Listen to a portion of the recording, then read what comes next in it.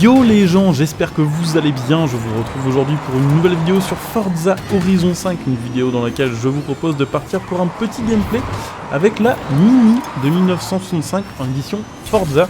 Alors la Mini de 1965 on l'a sur le jeu depuis sa sortie, mais on ne l'avait pas avant en édition Forza, c'est une nouveauté, et cette nouveauté est assez spéciale puisque évidemment de base la Mini de 1965 a un moteur classique, un moteur thermique.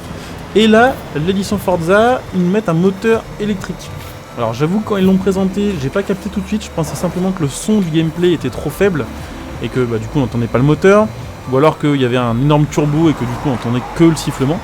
Mais non, c'est bel et bien un moteur électrique qu'on a sur cette voiture, et j'avoue que c'est un peu une bizarrerie, parce que pour moi c'est la seule voiture du jeu, en tout cas je pense pas me gourer en disant ça, qui a, on va dire, une possibilité d'amélioration de moteur électrique alors que de base c'est une thermique.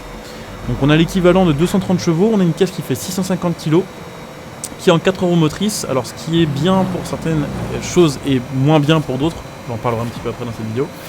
On a le 0 à 100 qui se fait en quelque chose comme 6 secondes, et une vitesse de pointe aux alentours des 230 km/h. Donc autant vous dire que elle est éclatée en fait, en tout cas en termes de ligne droite. Pour une caisse qui est en top A, c'est une merguez. C'est assez bizarre d'ailleurs d'avoir des aussi mauvaises performances pour une caisse qui a quand même un rapport de puissance qui est assez vénère.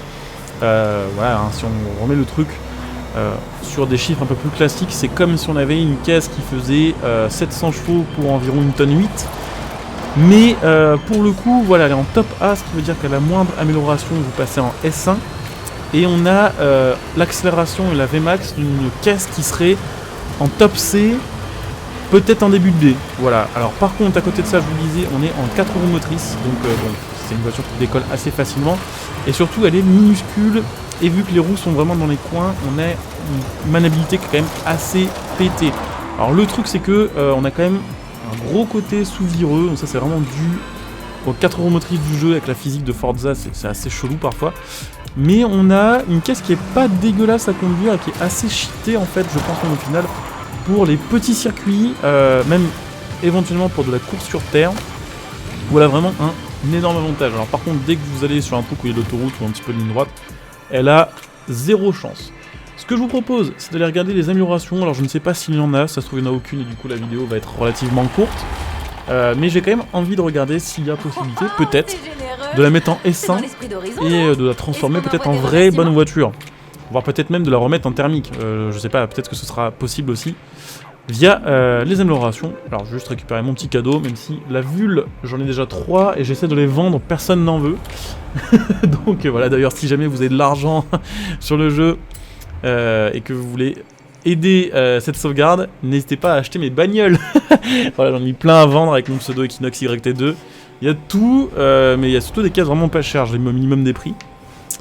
Donc voilà, bon, petite mini, voyons voir les améliorations. Alors je sais pas pourquoi je me suis tapé ici, c'est absolument pas là que je voulais aller, mais on va aller plus loin. Comme ça on refait une petite accélération. Alors oui, d'ailleurs aussi cette voiture, sachez que la page de réglage est buggée évidemment, ça marque 1 minute 5 pour aller à 160 km/h et 10 secondes pour aller à oui c'est ça, à 100 km/h. C'est évidemment buggé, hein. Genre je sais pas pourquoi, mais le menu de réglage a souvent du mal quand même avec les voitures qui sont électriques. Et c'est comme ça. Bon, passons aux choses sérieuses. Le freinage n'a pas l'air excellent d'ailleurs. J'ai pas trop regardé les stats en détail, mais le freinage a l'air d'être un peu éclaté aussi. Alors, amélioration, j'espère qu'il y en a, sinon c'est très décevant. Ouf, alors, voyons voir, moteur et batterie, on peut la faire passer à 305 chevaux. Ouais. Pas dingue. Bon alors effectivement départ arrêté qui a 10, mais parce qu'on est en 4 roues motrices, sinon c'est incompréhensible. Et puis ouais, effectivement, vitesse de pointe toujours pas très élevée. Ça a l'air comme ça à première vue d'être une voiture un peu éclatée, hein. Je vous cache pas que j'en attends pas grand chose. Ça a pas l'air ouf, effectivement les stats de freinage sont très mauvaises d'ailleurs de base. On a 5 pour une caisse qui est en A, c'est pas terrible. Alors on va regarder les jantes, est-ce qu'il y a moyen de trouver un truc plus léger. Probablement, ouais, on peut gagner 6 kg. Faut voir, pourquoi pas, on va essayer de mettre un truc qui est pas trop dégueulasse non plus. On va mettre ça, on les mettra en noir mat, je pense que ça rendra pas trop mal. Ou des toutes petites jantes aussi comme ça, je trouve que des jantes à 4 branches, sur une petite bagnole, ça fait pas forcément moche. On va voir, alors après, évidemment, on peut mettre des plus grandes jantes. pour gagner un chouïa en tenue de route. Mais ça n'a pas l'air fameux, hein. Ouais, on est en S1 843. En fait, cette semaine, globalement, les voitures qui ont été achetées sur le jeu, on peut clairement pas dire qu'elles soient cheatées. Ça arrivait par le passé que souvent, on se retrouve quand même avec des caisses où on s'est dit, bon, ces voitures-là sont pétées, ils ont pété un plomb, voilà, ils cassent complètement la méta. Là, que ce soit le Tundra, que ce soit le 4Runner ou que ce soit ça, niveau performance, cette semaine est quand même particulièrement décevante. Bon, après, niveau ajout, ça après chacun ses goûts, mais bon là ça pue un peu du cul quand même. Hein. Il n'y a pas vraiment la possibilité d'en faire un truc très intéressant. En A, elle est nulle, hein, clairement faut le dire. Et en S1, elle a pas l'air d'être glorieuse. Alors, en plus les statistiques sont buggées, donc autant vous dire que pour équilibrer la voiture c'est pas simple. Alors, par contre on va un petit peu changer ça. Pour les ARB, on va peut-être avoir une caisse qui souvient un peu moins. Donc c'est pas fameux, hein, clairement. Petite mini électrique, bon sur le papier je m'étais dit bon pourquoi pas. C'est vrai que j'aime pas trop les caisses électriques, mais allez, on va tester ça en mode, vu que c'est une petite bagnole, peut-être qu'avec le moteur électrique très puissant ça peut être marrant. Bah en fait c'est un peu nul, hein. Très clairement. Alors il y a un truc que j'ai envie de tester, tout de même, c'est de faire une zone de drift avec, parce que je me dis peut-être que en drift c'est pas nul, sachant que sur le jeu, les petites voitures puissantes ont quand même en général des très gros avantages globalement pour faire du drift. Alors là du coup on a plus les bons pneus. On va quand même tester, voir ce que ça peut donner. Parce que peut-être que le secret de cette voiture là c'est d'être excellente en drift. Il faut tester. On va faire un petit truc, on va augmenter la pression des pneus d'ailleurs. Histoire que ça glisse un peu plus, que ça se traffe, voilà, qu'on fasse des gros scores. Parce que là vraiment pour l'accélération, pour la tenue de route et pour la VMAX, c'est digne d'une caisse qui est en début de A. Mais vraiment, hein, genre, c'est pas une blague, c'est pas pour troller les voitures électriques que je dis ça. Si vous jouez au jeu, vous savez que en plus de ça, on a que 1,7 anges latéraux. Ça, c'est des performances d'une caisse qui est en A. C'est clairement pas des performances d'une caisse qui est en S. Donc c'est assez chelou. Voilà, alors c'est cool si de temps en temps ils rajoutent des éditions Forza. Comme ils avaient fait sur FH3 par exemple à la fin du jeu, quand il n'y avait plus de nouveautés en Forzaton ni en Carpass ou autre, ils rajoutaient des nouvelles éditions Forza. Il y en a qui étaient cool, et globalement ce qui est cool sur l'édition Forza, c'est que vous avez souvent des swaps uniques, ou des moteurs uniques, ou voilà, des performances un peu pétées. Comme par exemple sur Horizon 4, la MC12 édition Forza était cheatée, en tout cas au début du jeu, la Ventador édition Forza elle était aussi. Donc faut qu'il y ait un truc, on va dire, un peu unique, faut qu'il y ait un truc un peu marrant, sinon ces voitures-là ne servent à rien, puisqu'elles ont rarement...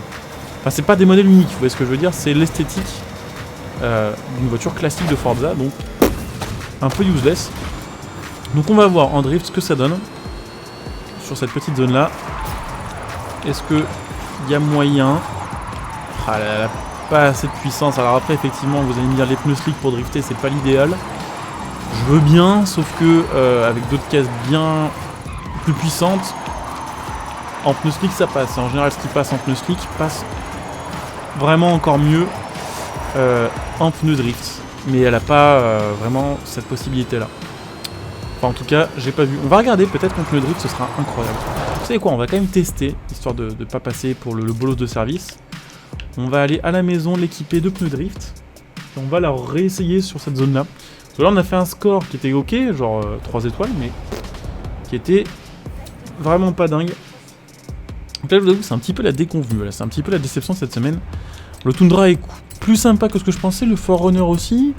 Mais en fait celle sur laquelle je reposais un peu mon espoir, c'est-à-dire celle-ci, au final est vraiment pas terrible. Je m'étais dit bon, peut-être que ce sera une petite bombe. Peut-être qu'avec 500 ou 600 chevaux elle sera sympa. Mais en fait elle en fait la moitié quoi. Donc c'est parti, on est en pneu drift. Est-ce qu'il y a moyen ne serait-ce que de battre un de mes propres scores? On va voir ça. On va se prendre une zone, on va se reprendre la même, vous savez quoi? Mon record doit être à 137 000 points. On va voir. Est-ce qu'on arrive à faire plus? Est-ce qu'on arrive à faire beaucoup plus? Sachant que cette zone-là, j'ai dû la faire en Formula Drift, je crois. Donc quand même avec des caisses faites pour ça. Ça a pas l'air beaucoup mieux hein, pour drifter. Ouais, peut-être un petit peu mieux quand même. Mais bon, faut essayer. En fait, clairement, il manque 200 chevaux. Je pense qu'elle aurait 200 chevaux de plus, à égalité d'indice performance, elle serait intéressante. Mais là, vraiment, je comprends pas le délire en fait. À part nous mettre une nouveauté spéciale pour les collectionneurs, voilà, pour que les gens farment le jeu, entre guillemets, je vois pas. Ou voilà, à la limite, j'aurais préféré leur remettre une édition Forza qu'on a déjà eu sur le jeu. Plus qu'autre chose. On va quand même battre mon score, je pense. J'avais fait 137k. On va le battre à pas grand chose près. On fait 143k, donc elle est pas monstrueuse en drift non plus. Donc ouais, bilan pas terrible. Hein. Pas terrible, pas rapide en ligne droite, pas rapide en virage, pas bonne en drift, pas bonne à haute vitesse, pas bonne à basse vitesse, elle s'ouvre. Et puis bomba électrique, donc aucun fun. Voilà, pour résumer cette semaine Forza. Pas très fun, vivement dans 2 semaines. La GTR Nismo et la Ferrari Challenge, là je pense que ce sera globalement bien plus intéressant. Donc voilà, fin de la vidéo, j'espère que vous l'aurez apprécié. N'hésitez pas, évidemment c'est le cas, à laisser un petit like, à vous abonner, à partager, à commenter. Pensez à venir me follow sur Twitch pour ceux qui sont intéressés, vous trouverez ma chaîne Twitch en description et en top commentaire. N'hésitez pas à follow. Si vous avez Amazon Prime, on ne sait jamais, n'hésitez pas à utiliser votre Twitch Prime sur ma chaîne Twitch, ça permet de me soutenir gratos, ça vous fait profiter de plein de bonus. Vous me retrouvez sur les réseaux sociaux, notamment sur Twitter. N'hésitez pas à venir sur mon Twitter, j'essaie de partager un peu plus de news. Et voilà, c'est plutôt, on va dire, pour les DM et pour partager un petit peu mon avis sur différents sujets. Donc voilà, n'hésitez pas à me rejoindre sur Twitter, n'hésitez pas à utiliser mon lien Instant Gaming sous cette vidéo pour me soutenir gratuitement en achetant vos jeux et vos cartes d'abonnement à prix réduit. Pensez bien sûr pour me soutenir gratuitement là aussi en achetant vos composants PC, vos périphériques, voilà, clavier, écran, souris, ce genre de choses, via mon lien Metal.net, ce qui vous fera là aussi profiter de prix assez sympathiques. Et puis pour ceux qui souhaitent nous soutenir sur le long terme, eh bien n'hésitez pas à devenir un soutien de ma chaîne via le bouton rejoindre cette vidéo là aussi. Ça soutient la chaîne, et puis vous aurez des bonus, voilà, selon les rangs que vous choisirez. Je coupe ici, je vous dis à très bientôt, bon jeu à tous, ciao.